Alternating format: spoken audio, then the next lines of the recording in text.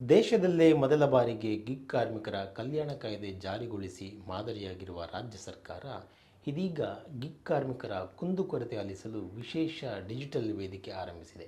ಈ ಆಡಳಿತ ಇಲಾಖೆಯ ಸಹಯೋಗದಲ್ಲಿ ಗಿಗ್ ಕಾರ್ಮಿಕರ ಕಲ್ಯಾಣ ಮಂಡಳಿ ಈ ಡಿಜಿಟಲ್ ವೇದಿಕೆಯನ್ನು ಅಭಿವೃದ್ಧಿಪಡಿಸಿದೆ. ಗಿಗ್ ಕಾರ್ಮಿಕರ ಕುಂದುಕೊರತೆ ಆಲಿಸಿ ಇತ್ಯರ್ಥಪಡಿಸುವ ಜೊತೆಗೆ ಕಾರ್ಮಿಕರ ಹಕ್ಕುಗಳನ್ನು ರಕ್ಷಿಸುವ ಸಲುವಾಗಿ ಈ ವೇದಿಕೆ ಆರಂಭಿಸಲಾಗಿದೆ. ಈ ವೇದಿಕೆಯು ಗಿಗ್ ಕಾರ್ಮಿಕರು ಮತ್ತು ಅಗ್ರಿಗೇಟರ್ ಸಂಸ್ಥೆಗಳ ನಡುವೆ ಸಂಪರ್ಕ ಸೇತುವಾಗಿ ಕೆಲಸ ಮಾಡಲಿದೆ. ಗಿಗ್ ಕಾರ್ಮಿಕರ ವೇತನ, ಕೆಲಸದ ಪರಿಸ್ಥಿತಿ ಮತ್ತು ಕೆಲಸದ ಸ್ಥಳದಲ್ಲಿ ಉದ್ಭವಿಸುವ ವಿವಾದಗಳನ್ನು ಸಮಗ್ರ ಸಾರ್ವಜನಿಕ ಕುಂದುಕೊರತೆ ಪರಿಹಾರ ವ್ಯವಸ್ಥೆಯಡಿ ಪರಿಹರಿಸಿಕೊಳ್ಳಬಹುದು.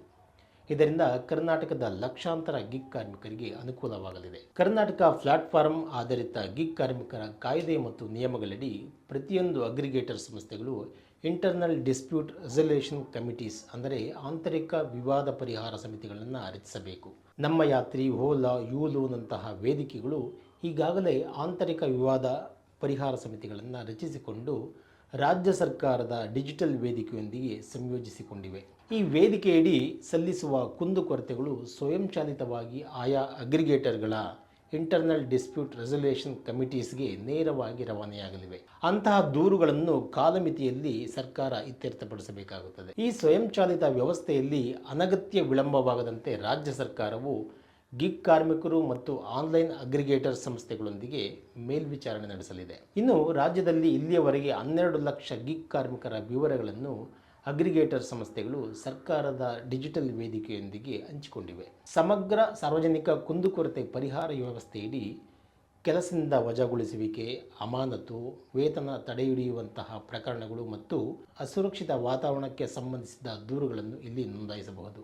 ಅರ್ಹ ಗಿಗ್ ಕೆಲಸಗಾರರು ಕರ್ತವ್ಯದಲ್ಲಿರುವಾಗ ಮತ್ತು ಕರ್ತವ್ಯದ ಹೊರಗೆ ಅಪಘಾತ ಸೇರಿದಂತೆ ಇನ್ನಿತರ ವಿಮಾ ಪ್ರಯೋಜನಗಳಿಗಾಗಿ ಸೇವಾ ಸಿಂಧು ಪೋರ್ಟಲ್ನಲ್ಲಿ ನೋಂದಣಿ ಮಾಡಿಕೊಳ್ಳಬಹುದು.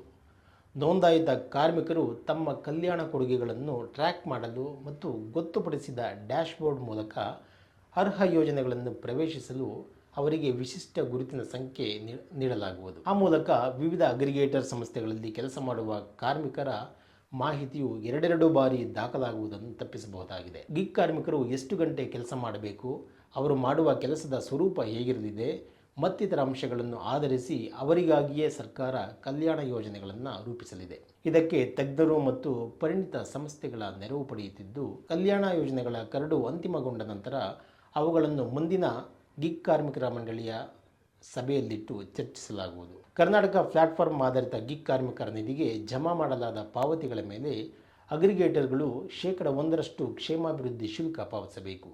ಸಮಗ್ರ ಸಾರ್ವಜನಿಕ ಕುಂದುಕೊರತೆ ಪರಿಹಾರ ವ್ಯವಸ್ಥೆಯಡಿ ದೂರುಗಳನ್ನು ಕೇವಲ 15ರಿಂದ 45 ದಿನಗಳಲ್ಲಿ ಇತ್ಯರ್ಥಪಡಿಸಲು ಅಗ್ರಿಗೇಟರ್ ಸಂಸ್ಥೆಗಳ ಆಂತರಿಕ ವಿವಾದ ಪರಿಹಾರ ಸಮಿತಿಗೆ ರವಾನಿಸಬೇಕು.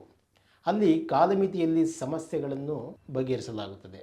ಹಾಗೊಮ್ಮೆ ಸರ್ಕಾರದ ಡಿಜಿಟಲ್ ವೇದಿಕೆಯಲ್ಲಿ ತ್ವರಿತವಾಗಿ ಪರಿಹಾರ ಸಿಗದಿದ್ದರೆ ಗಿಗ್ ಕಾರ್ಮಿಕರು ಕಾರ್ಮಿಕರ ಸಹಾಯವಾಣಿ 155-214 ಸಂಖ್ಯೆಗೆ ಸಂಪರ್ಕಿಸಿ ಸಹಾಯ ಪಡೆಯಬಹುದಾಗಿದೆ.